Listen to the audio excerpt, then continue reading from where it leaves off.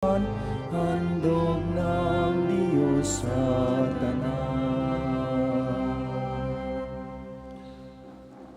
Tayo po ngayon natitipon sa ngalan ng Ama at ng Anak at ng Espiritu Santo. Amen.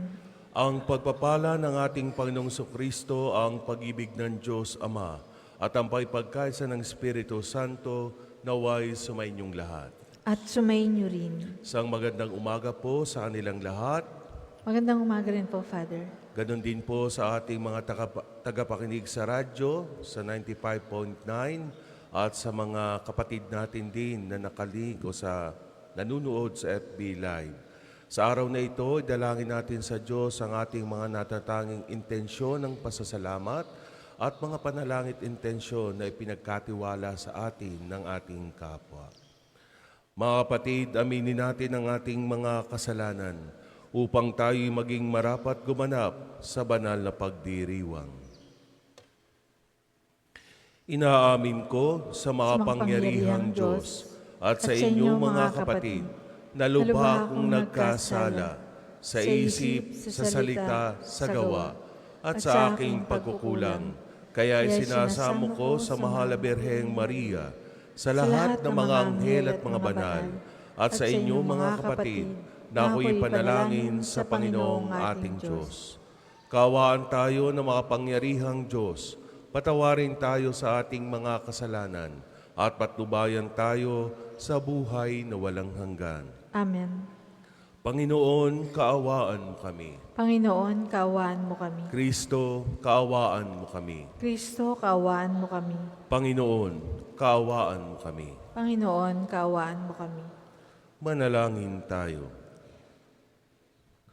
Ama naming makapangyarihan, ipakita mo ang iyong paglingap sa iyong pagantig sa aming kalooban, upang ang pamumuno ng gawain mo sa amin ay aming mapakinabangan at ang mapagpagaling mong katapatan ay aming mapangatawanan sa pamamagitan ni Jesucristo, kasama ng Espiritu Santo, magpasawalang hanggan.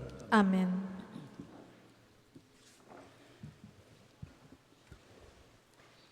Pagbasa mula sa aklat ng pahayag. Akong si Juan ay nakakita ng isang anghel na bumababa sa langit. Hawak ang isang malaking kadena at ang susi ng banging walang hangganan ang lalim.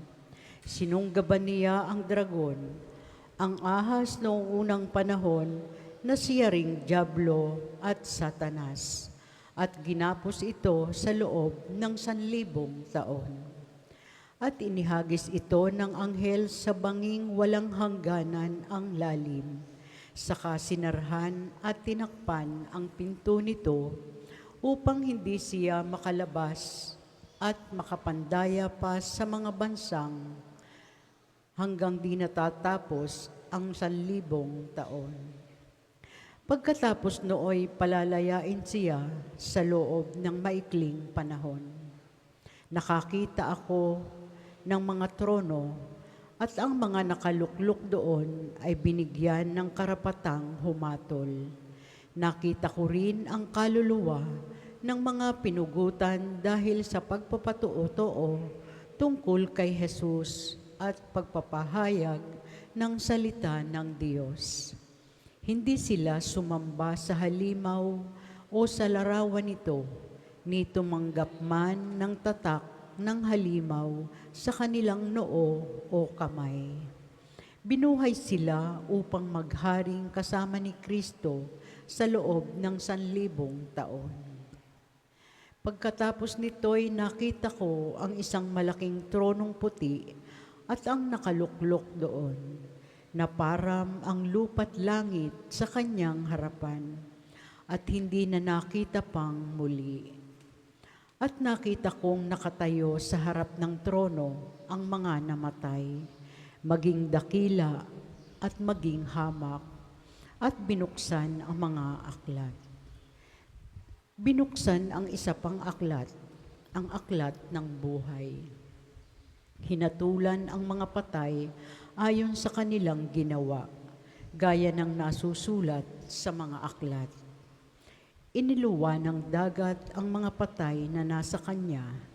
Inilabas din ng kamatayan at ng Hades ang mga patay na nalagak sa kanila. Hinatulan ang lahat ayon sa kanilang mga ginawa. Pagkatapos ay itinapon sa lawang apoy ang kamatayan at ang Hades. Ang lawang apoy na ito ang pangalawang kamatayan. Itinapon sa lawang apoy ang sinumang hindi nakasulat ang pangalan sa aklat ng buhay. Pagkatapos nito, nakita ko ang isang bagong langit at isang bagong lupa. Wala na ang dating langit at lupa. Wala na rin ang dagat. At nakita ko ang banal na lungsod, ang bagong Jerusalem. Bumababang galing sa langit, buhat sa Diyos, gaya ng babaeng ikakasal, gayak na gayak sa pagsalubong sa lalaking mapapangasawa niya. Ang salita ng Diyos. Salamat sa Diyos. Salmong tugunan. Ang Diyos ay nananahan sa piling ng kanyang bayan. Ang Diyos ay nananahan sa piling ng kanyang bayan. Nasasabik ang lingkod mong sa patio mo ay pumasok. Ang buo kong pagkatao'y umaawit na may lugod. Sa masayang pag-awit ko, pinupuri buhay ng Diyos. Ang Diyos ay nananahan sa piling ng kanyang bayan. Panginoon, sa templo mo, mga maya'y nagpupugad. Maging ibong layang-layang, sa templo mo'y nagagalak. May inakay na kalinga sa tabi ng iyong altar. O Poon, Hari namin, at Diyos na walang kupas. Ang Diyos ay nananahan sa piling ng kanyang bayan. Mapalad na masasabi silang dooy tumatahan, at palaging umaawit, nagpupuring walang hanggan. Ang sa iyo umaasay masasabing mapalad din, habang lumalakad, lalo mo nga silang palakasin. Ang Diyos ay nananahan sa piling ng kanyang bayan. Magsitayo po ang lahat.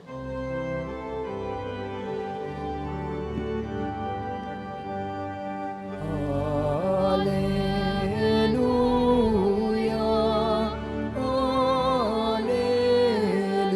Alleluia,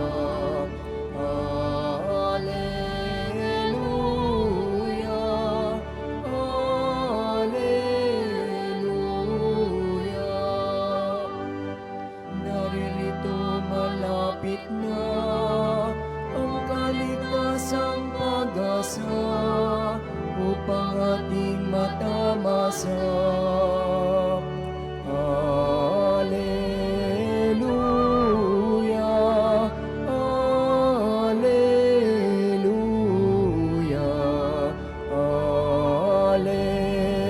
Alleluia,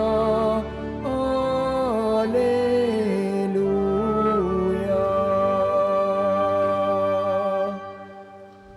Sumainyo ang Panginoon. At sumainyo rin. Ang pagpapahayag ng mabuting balita ng Panginoon ayon kay San Lucas. Papuri sa iyo, Panginoon. Noong panahong iyon, sinabi ni Jesus sa kanyang mga alagad ang isang talinhaga. Tingnan ninyo ang puno ng igos at ibang punong kahoy. Kapag nagdadahon na ito, alam ninyong malapit na ang tag-araw. Gayon din naman, kapag nakita ninyong nangyayari namang ito, malalaman ninyong malapit nang maghari ang Diyos. Tandaan ninyo, magaganap ang lahat ng ito bago mamatay ang lahat ng taong nabubuhay sa ngayon. Mawawala ang langit at ang lupa, ngunit ang mga salita ko'y hindi magkakabula. Ang mabuting balita ng Panginoon. Pinupuri ka namin, Panginoong Hesukristo. Muli isang magandang umaga po sa kanilang lahat. Happy Oh, happy. Dapat palagi tayong happy. May ngiti palagi sa ating mga labi. Lalo pa, pag tayo ay sama-samang nagpupuri, nagdarasal, nananalangin sa ating Panginoon. Lalo na sa banal na misa. Kaya sana andoon palagi yung ating disposisyon na tayo'y masaya, magalak. Lalo na pag nagkakatipon sa mga ganitong pagdiriwang. Muli magandang umaga sa ating mga kapatid na nakikinig ngayon sa 95.9 Radyo Totoo, sa himpilan ng ating radyo dito sa Archdiocese, sa Batangas, at ganoon din sa mga nakatutok at nanonood sa ating FB Live ng page ng National Shrine of St. Padre Pio. At sa araw ding ito, welcome po sa inyong lahat, lalo na doon sa unang pagkakataon ay nakapagbisita o nakadalaw dito kay Padre Pio.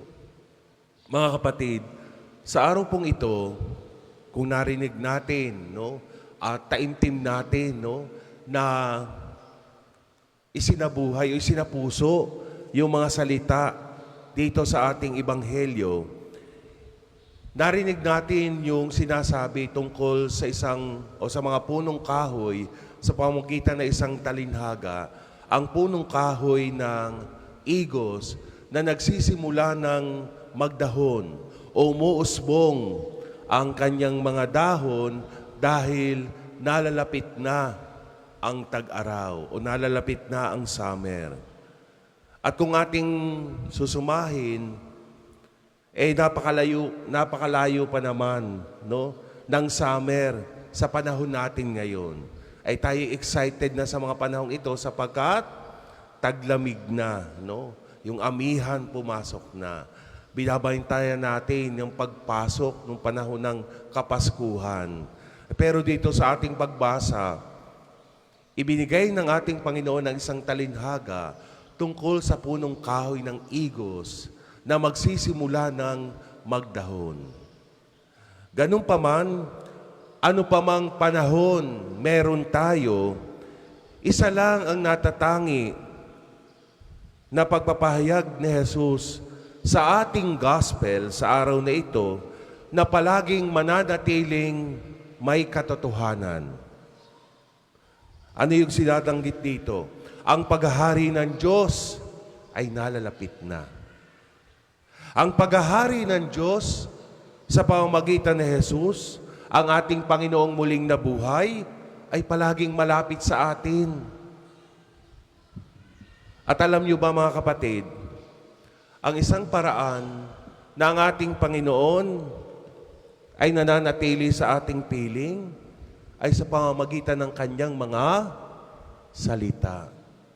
With His words. Ang kanyang presensya at sa pamamagitan ng kanyang mga salita, siya ay nananatili at palagian sa ating lahat sa piling natin. Kaya nga sinasabi ni Jesus, muli dito sa ating mabuting balita, ang mga katagang ito, ang langit at ang lupa ay maglalaho, ngunit ang mga salita ko ay mananatili magpakailanman. Malinaw na malinaw yan mga kapatid. Pero nakakalungkot, alam niyo my dear brothers and sisters, tayo bilang mga tao o ilan sa inyo na narito ngayon ay palaging naghahanap pa rin ng kung ano-anong mga palatandaan. Karamihan o ilan sa mga inyo ay kumukonsulta pa rin, lumalapit kay Madam Bola. Kilala niyo si Madam Bola? Yung mga manghuhula sa Quiapo, palaging may crystal ball. Marami sa atin yan. Ako nga, pag pupunta every Friday sa Quiapo at napapadaan ako doon sa mga manghuhula, kung hindi tarot cards, gumagamit pa rin ng bolang kristal. Tapos mamaya kasunod ko na doon sa simbahan. Marami sa atin ang ganun pa rin. Marami pa rin ang bago umalis. Naghahanap ng dyaryo, binubuksan TV ang YouTube. Babasahin muna ang kanilang horoscope. magiging gabay daw nila. Marami ang naniniwala sa swerte, karma, mga pahamahiin, at kung ano pang mga sabi-sabi na alam nyo sa totoo lamang, ito'y malaking kasalanan para sa atin. Dahil lamang ito ay nagiging pamalit natin sa Diyos at sa ating tunay na pananampalataya sa Kanya.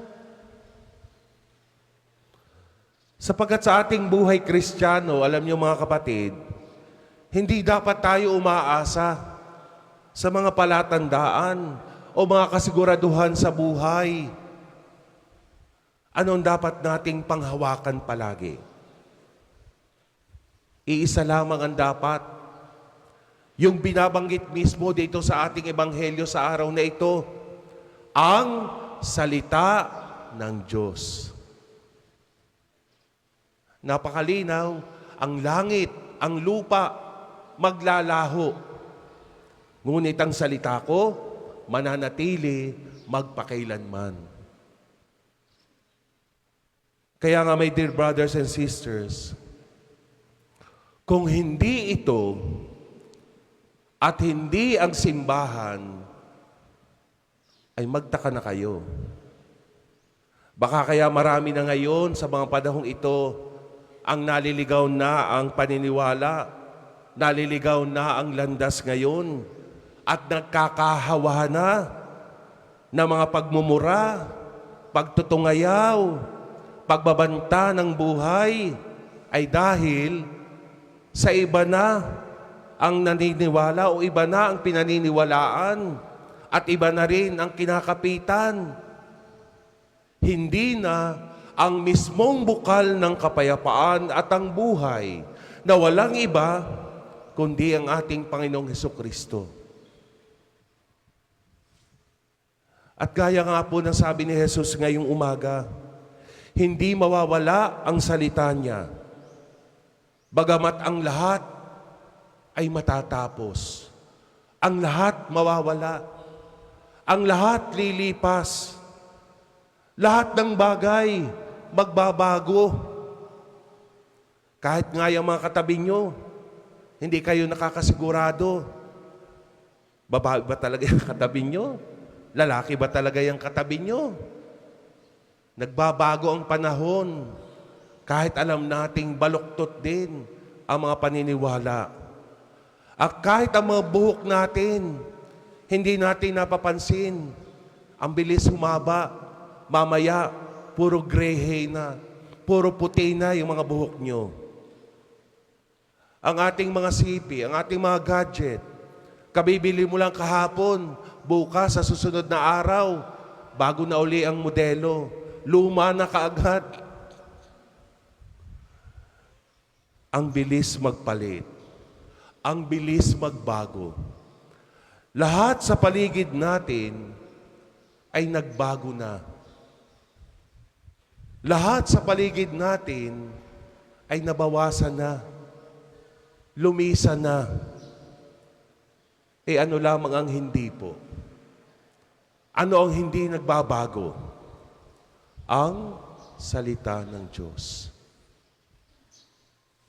Kung gayon, ano ang dapat nating kinakapitan? Ano ang dapat nating tinatandaan? Ano ang dapat nating isinasa puso at hinuhugot natin kapag tayo mga may pinagdadaanan sa ating mga buhay? Hindi ba dapat ang salita ng Diyos? Try nating magbasa ng Bible. Kilala niyo ba ang Bible? Sino bang nakakakilala ng Biblia dito? Dahil nagbabasa. Sino ba ang mga may Bible sa loob ng kanilang tahanan? Sino ang nagbabasa sa araw-araw? Busy na. Ilan tayo, no? Na mga Katolikong Kristiyano, kaya minsan tinatawanan tayo ng ating mga kapatid, no? Na iba ang paniniwala. Sila kahit na mag-amoy kilikili yung Biblia na ipapahayag nila. Eh tayo, sindangkal, no? Kasing kapal na alikabok, no? Yung Bible sa inyong mga bahay. At minsan nakalagay lang doon sa drawer. Nakalagay sa ilalim ng cabinet. Try nating magbasa ng Bible. Kahit isang chapter lamang, isang kabanata sa bawat araw. Tiyak, matatapos natin ito bago tayo kunin ni Lord. Kung yun na may bibigyan ka ng mahabang buhay. Pero bakit hindi? Kung bibigyan talaga natin ng oras at panahon, sapagkat ang mga salitang ito ng Diyos ay hindi nagbabago. At ito ang magbibigay sa atin ng daan upang lagi natin siyang makapiling at makasama na ang presensya niya ay nananatili sa atin.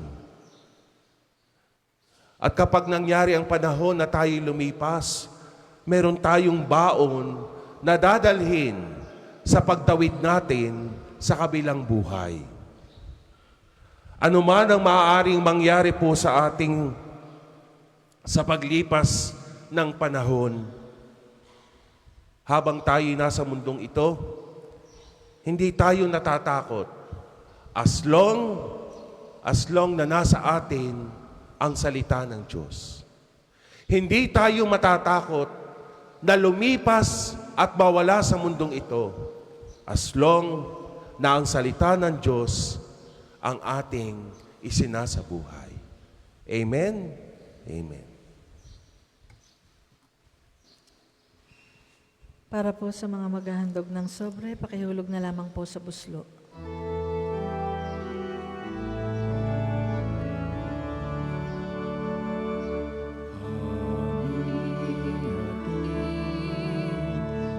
Alay na ito, ang tinapay na nagmula sa pagpapala mo. At tanggapin ang alak na ito, inuming inihain sa'yo. Mahal naming Diyos, iyong tanggapin ang ating alay mula sa amin. O puso namin, hihintayin pagpapala ng aming hiling. Magsitayo po ang lahat. Manalangin kayo mga kapatid upang paghahain natin kalugdan ng Diyos, amang makapangyarihan. Tanggapin nawa ng Panginoon itong paghahain sa iyong mga kamay, sa kapurihan niya at karangalan sa ating kapakinabangan at sa buong sambayanan niyang banal. Ama naming lumikha, tanggapin mo ang mga banal na alay na iyong ipinag-utos na aming italaga sa pagsamba sa iyong ngalan at upang kami pagindapating paunlakan ng iyong tapat na pagmamahal. Gawin mo ang iyong mga utos ay sundin namin kailanman sa pamamagitan ni Jesucristo, kasama ng Espiritu Santo, magpasawalang hanggan. Amen. Sumainyo ang Panginoon. At sumainyo rin. Itaas sa Diyos ang inyong puso at diwa. Itinaas na namin sa Panginoon. Pasalamatan natin ang Panginoong ating Diyos. Marapat na siya ay pasalamatan. Ama naming makapangyarihan, tunay ngang marapat na ikaw ay aming pasalamatan. Pinagbibigyan mong ito'y aming maihayag, kahit na ito'y walang anumang maidaragdag, sa kadakilaang sa iyo ay likas. Sa pagpupuri nami ang nakikinabang, ay kami ring iyong pinakikiharapan sa pamamagitan na iyong anak na minamahal. Kaya kaisa ng mga anghel na nagsisiawit ng papuri sa iyo nang walang humpay sa kalangitan, kami nagbubunyi sa iyong kadakilaan.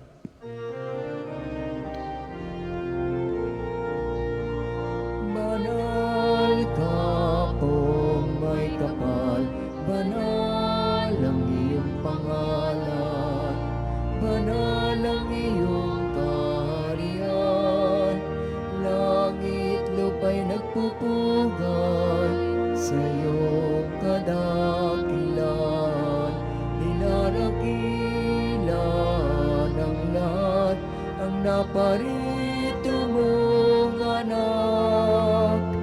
siyang nagmulat sa bulag, sa pilayay nagpalakad, at nakiramay sa lahat. Kung hindi po kayang lumuhod, manatili pong nakatayo ng may paggalang.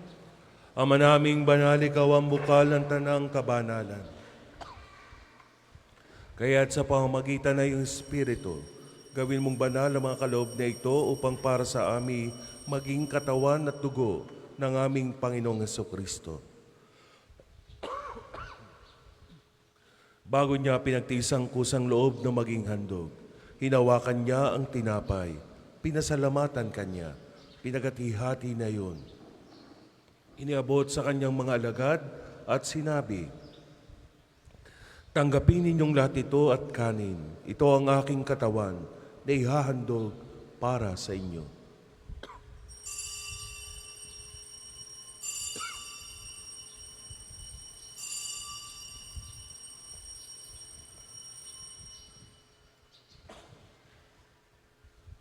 Gayon din naman nung matapos na ang hapunan, hinawakan niya ang kalis, muli kanyang pinsalamatan. Inabot niya ang kalis sa kanyang mga alagad at sinabi, "Tanggapin ninyong lahat ito at inumin. Ito ang kalis ng aking dugo, ng bago at walang hanggang tipan. Ang aking dugo na ibubuhos para sa inyo at para sa lahat. Sa pagpapatawad ng mga kasalanan, gawin ninyo ito sa pag-alaala sa akin."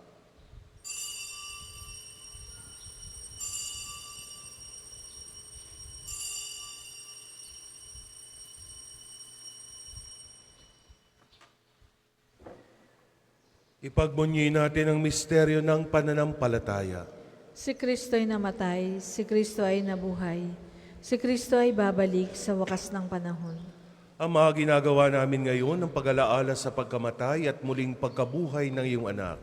Kaya tiniaalay namin sa iyo ang tinapay na nagbibigay buhay at ang kalis ng kakaloob ng kaligtasan. Kami nagpapasalamat dahil kami iyong minarapat na tumayo sa harap mo para maglingkod sa iyo. Sinasamo namin kami magsasalo-salo sa katawan at dugo ni Kristo ay mabuklod sa pagkakaisa sa pamamagitan ng Espiritu Santo. Ama, lingapin mo ang iyong simbahang laganap sa buong daigdig. Puspusin mo kami sa pag-ibig. Kaisa ni Francisco na aming Papa, ni Gilbert na aming Obispo at ang Tanang Kaparian. Alalahanin mo rin ang mga kapatid naming nahimlay na may pag-asang sila'y muling mabubuhay, gayon din ang lahat ng mga pumanaw. Kaawaan mo sila at patuloyin sa iyong kaliwanagan.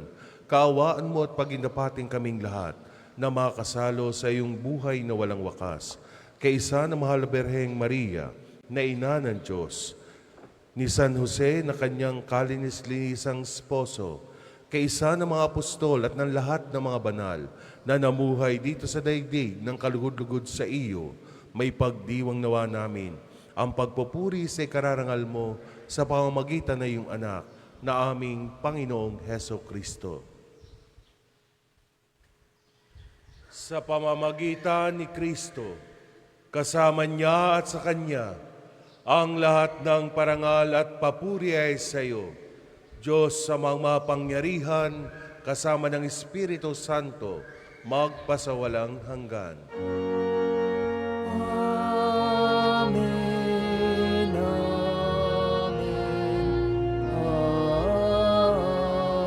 amen. Sa tagubili na nakagaling na utos sa turo ni Jesus na Panginoon natin at Diyos, ipahayag natin ng lakas loob.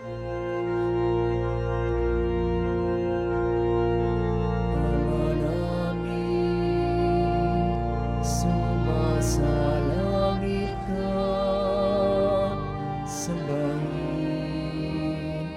ang ngalan mo, mapasamin ang kaharian mo, sundin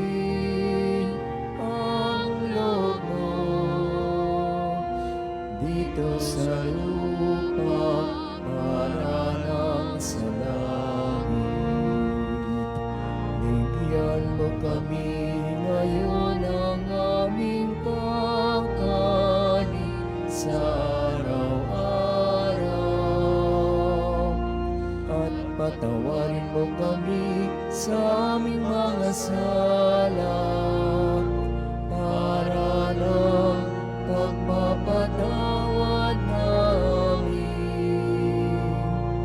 sa nakakasala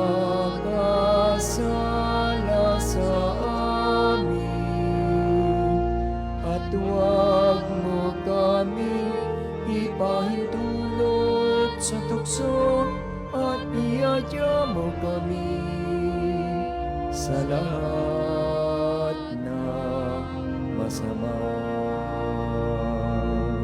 Hinihiling namin kami adya sa lahat ng masama, pagkalooban ng kapayapaan araw-araw, iligtas sa kasalanan, at ilayo sa lahat ng kapahamakan, samantalang aming pinananabikan ang dakilang araw ng pagpapahayag ng tagapagligtas naming Jesucristo.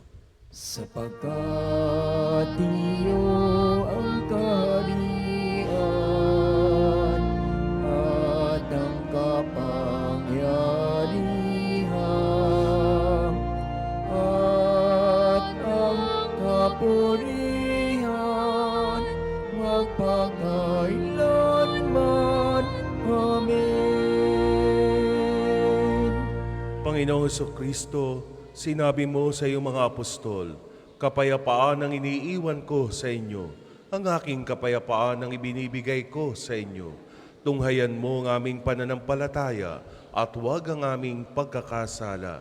Pagkalooban mo kami ng kapayapaan at pagkakaisa ayon sa iyong kalooban, kasama ng Espiritu Santo, magpasawalang hanggan. Amen. Ang kapayapaan ng Panginoon ay laging sumainyo. At sumainyo rin. Magbigayan kayo ng kapayapaan sa isa't isa. Peace be with you.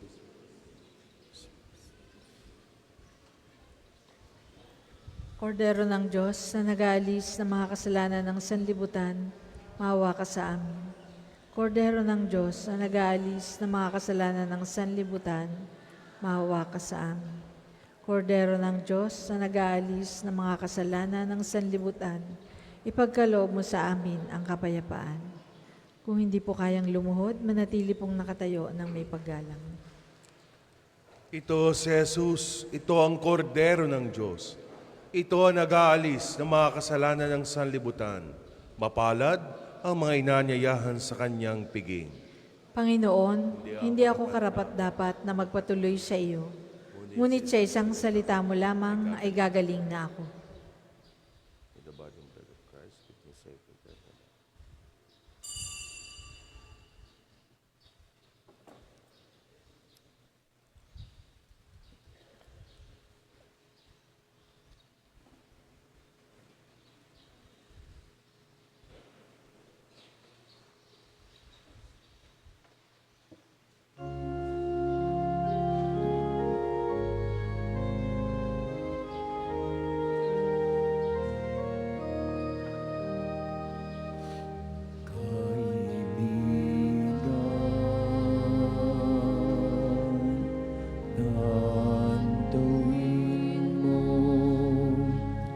Isang paglalakbay ang buhay, sanga-sangang landas ay may kahirapan. Kung may lungkot o panganib sa'yo'y biglang dumalaw.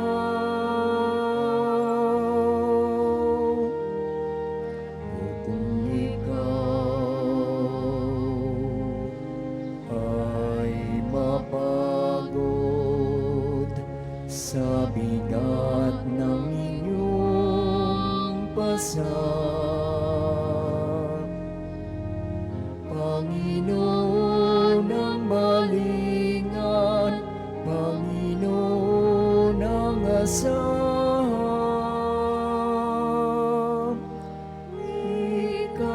Ikaniya'y halina, lumapit sa akin, kayong mga napapagalaking pag-ibig.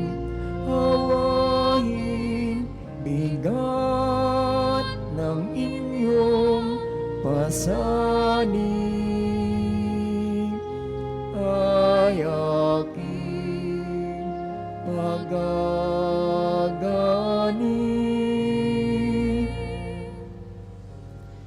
Ang second collection po ay para sa patuloy na pagpapaunlad ng parokya at pambansang dambana ni Santo Padre Pio at para sa mga pangangailangan ng matatanda at may sakit na mga pari ng Archdiocese ng Lipa. Salamat po sa inyong handog.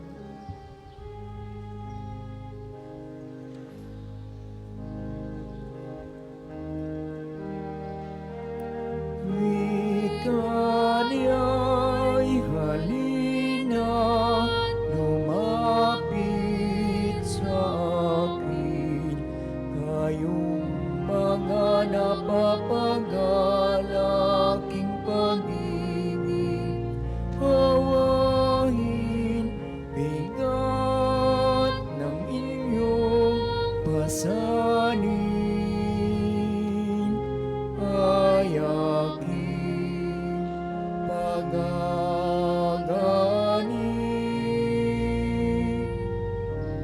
di na kaibigan, lumapit sa akin.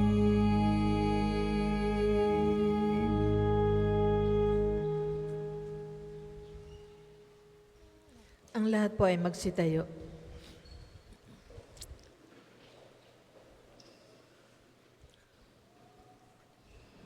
Manalangin tayo.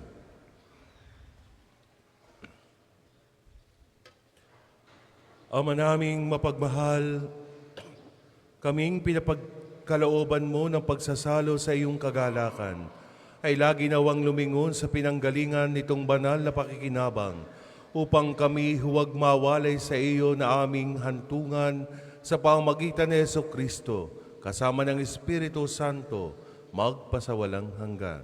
Amen. Panalangin ng pagtitiwala kay Santo Padre Pio. Tayo pong lahat. Padre Pio, taga Pietrelcina, Mongheng Banal, Pintakasing Santo ng Milenyong Kasalukuyan, gabay namin sa pagtahak sa landasing makalangit, takbuhan sa pangangailangan, huwaran ng pagtitiis. Sa iyo namin inilalapit aming mga kagipitan, sa iyo po ibinibilin kalusugan at kabuhayan.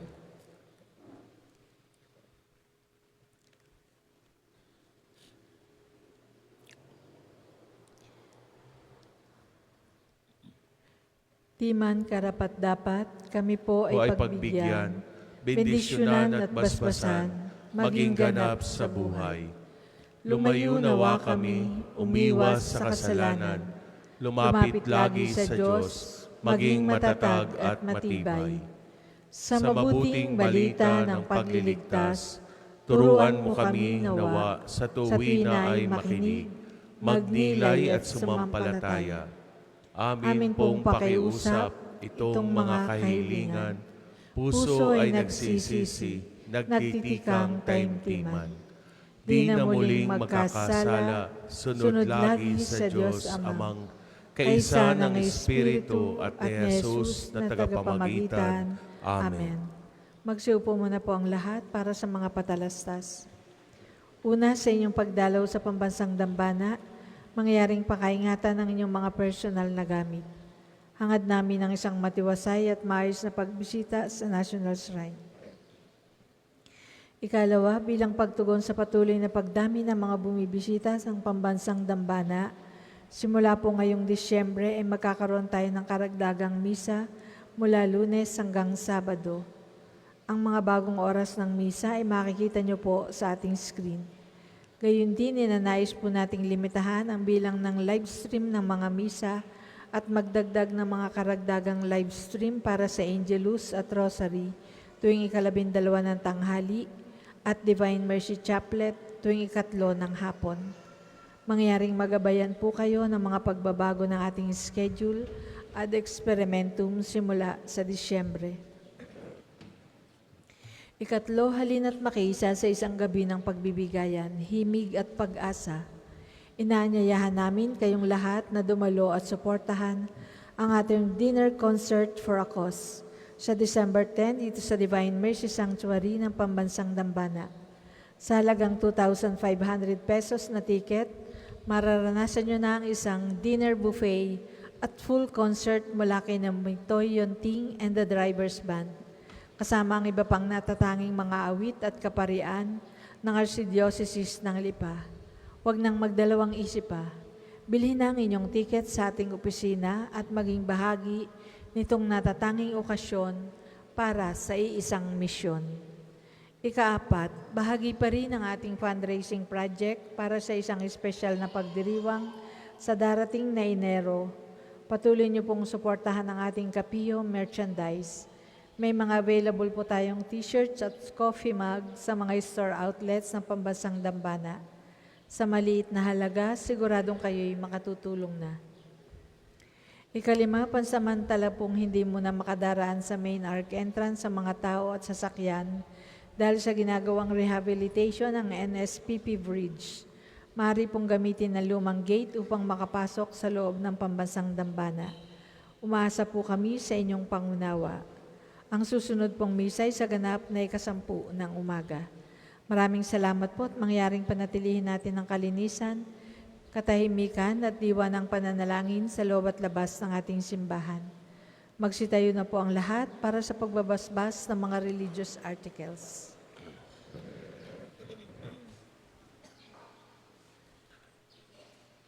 Mga kapatid, manalangin tayo sa Diyos sa mga makapangyarihan upang tayo ay maging kawangis ni Kristo sa taimtim na pagdalangin sa tulong ng mga larawan at mga dasalan. O Panginoon Diyos, Ikaw ang bukal ng lahat ng pagpapala at biyaya. Ibuhos mo ang iyong bendisyon sa mga gamit na ito sa pananalangin, mga rosaryo, imahit, dasalan na nagpapalaala ng iyong kabutihan, kabanalan at pagmamahal sa amin. Upang ang lahat ng dumulog at magdasal, gamit ang mga ito ay magtamo ng iyong awa at biyaya. Loobin mong tularan nila ang kabanalan at aral ng Panginoon at ng mga santo magpasawalang hanggan. Amen. Ama namin, sumasalangit ka, sambahin ang ngalan mo. Mapasa amin ang kaharian mo. Sundin ang loob mo dito sa lupa para nang sa langit. Bigyan mo kami ngayon ng aming kakanin sa araw-araw. At patawarin mo kami sa aming mga sala, para ng pagpapatawad namin sa mga nagkakasala sa amin. At huwag mo kaming ipahintulot sa tukso, at iadya mo kami sa lahat ng masama. Amen. Aba, Ginoong Maria, napupuno ka ng grasya. Ang Panginoong Diyos ay sumasa iyo. Bukod kang pinagpala sa babaeng lahat, at pinagpala naman ang iyong anak na si Jesus. Santa Maria, Ina ng Diyos, ipanalangin mo kaming makasalanan, ngayon at kung kami mamamatay. Amen. Luwalhati sa Ama at sa Anak at sa Espiritu Santo, kapara noong una, ngayon, at magpa sa walang hanggan. Amen. Luwalhati sa Ama at sa Anak at sa Espiritu Santo, kapara noong una, ngayon at magpa sa walang hanggan. Amen.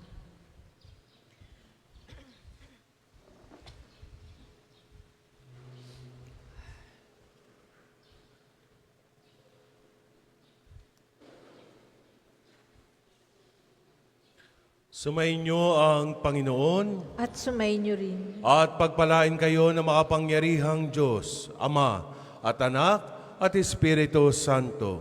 Amen.